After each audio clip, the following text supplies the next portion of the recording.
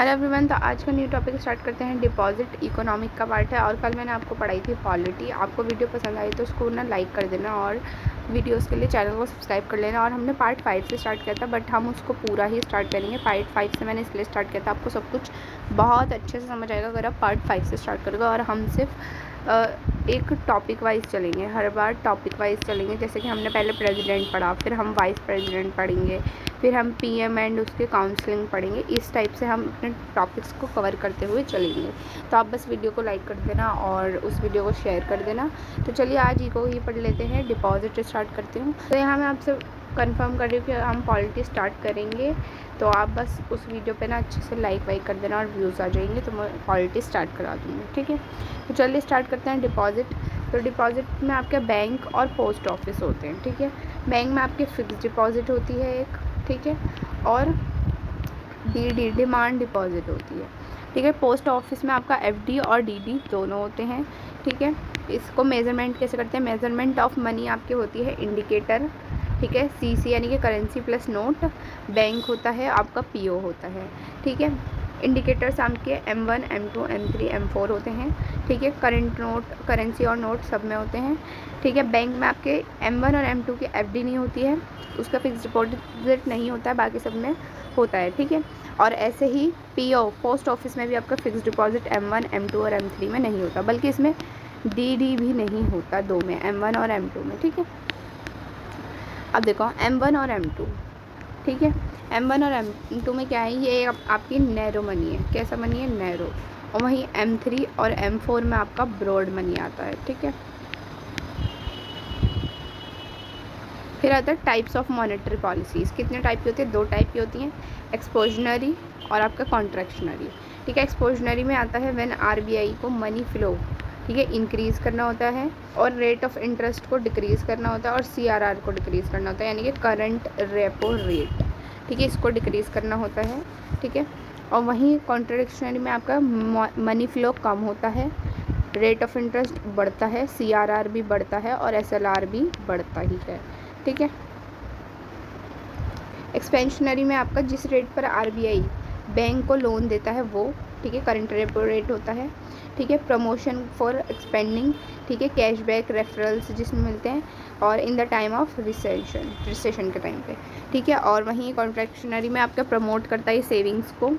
ठीक है, इसमें एफडी, म्यूचुअल फंड, एसआईपी ये सब होते हैं in the time of inflation के टाइम पर। ठीक है, फिर आता है टूल्स ऑफ मॉनेटरी पॉलिसीज़।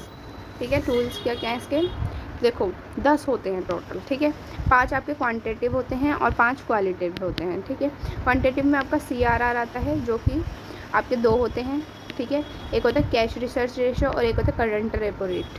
ठीक है, क्वांटिटेटिव में आपका मार्जिनल नीड होती है, इसमें DRI यानी इंटरेस्ट। ठीक है, SLR में आपका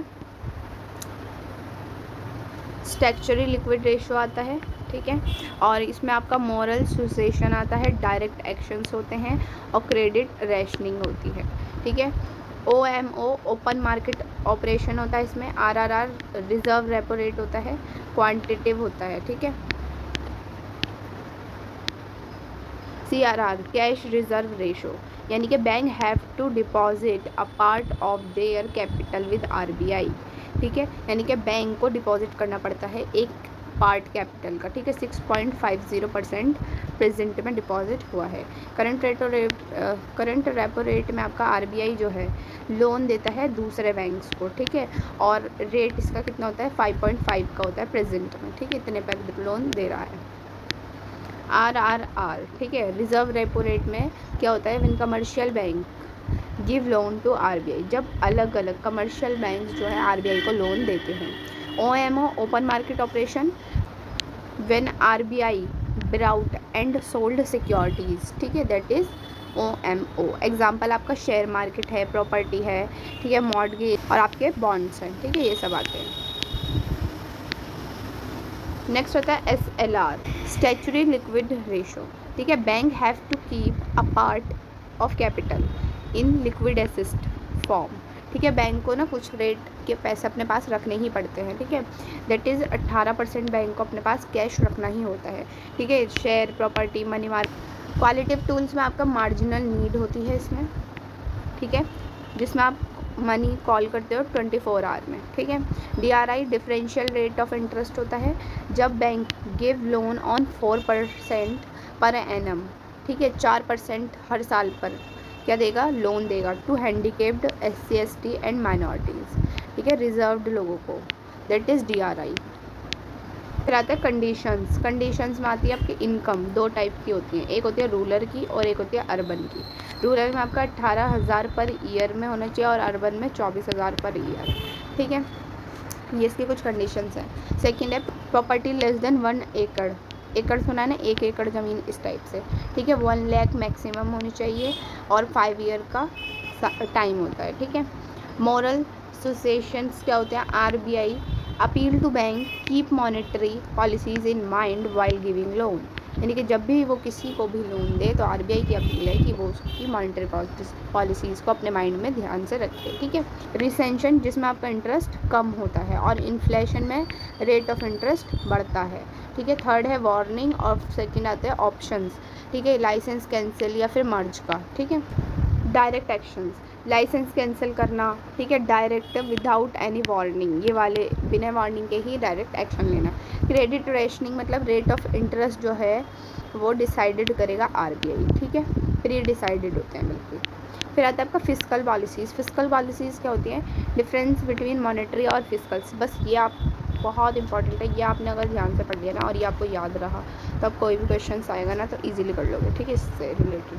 मॉनेटरी पॉलिसीज़ और fiscal policies. Monetary policies RBI द्वारा प्रिपेयर की जाती हैं, इसमें no need of approval form होता है, ठीक है। ऑब्जेक्टिव इसका होता है इकोनॉमिक स्टेबिलिटी का।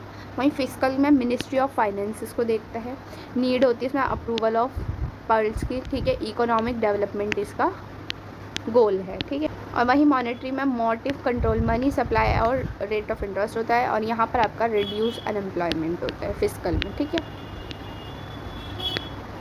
फिस्कल पॉलिसीज़ एक आपके किंग और फंड दोनों गवर्नमेंट होती है इसके, ठीक है। Definition expenditure text debit of government, ठीक है। Estimate of government spending tax, जिस पर टैक्स स्पेंड करे, दैट इज़। नेक्स्ट आता है बजट।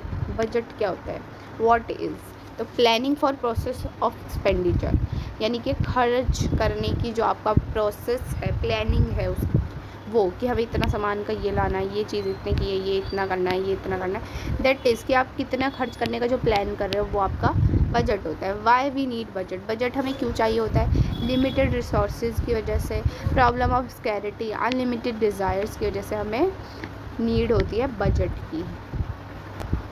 इसमें आपके लेस एक्सपेंसेस होते हैं, मोर रेवेन्यू होते हैं, लेस रेवेन्यू होते हैं, ज़्यादा एक्सपेंसेस होते हैं और रेवेन्यू और एक्सपेंसेस इक्वल होते हैं, ठीक है। फिर पढ़ेंगे important fact about budget. Article annually financial statement दे रखा है 112 में, आर्टिकल 112। इंट्रो क्या है इसका, इंट्रो किसने दिया, निर्मला सीतारमन ने, जो आपकी क्या है, फाइनेंस मिनिस्टर है, ठीक है, ये तो पता ही होगा, ठीक है। इन्होंने 3 तरीके से बताया, ये देख लेते हैं, देखो, लॉन्गेस्ट, शॉर्टेस्ट और अब पेपरलेस, ठीक है। लॉन्गेस्ट आपका 2 आवर का होगा, ठीक है, 2021 में हुआ, दो शॉर्टेस्ट 2022 में हुआ और पेपरलेस 2021 में, ठीक है। इंट्रो डेट क्या है इसकी, 1 फरवरी को आपका विंटर सेशन स्टार्ट होता है, ठीक है। 3 सेशंस होते हैं, आपको पता होगा, एक होता है आपका समर, एक होता है मॉनसून सेशन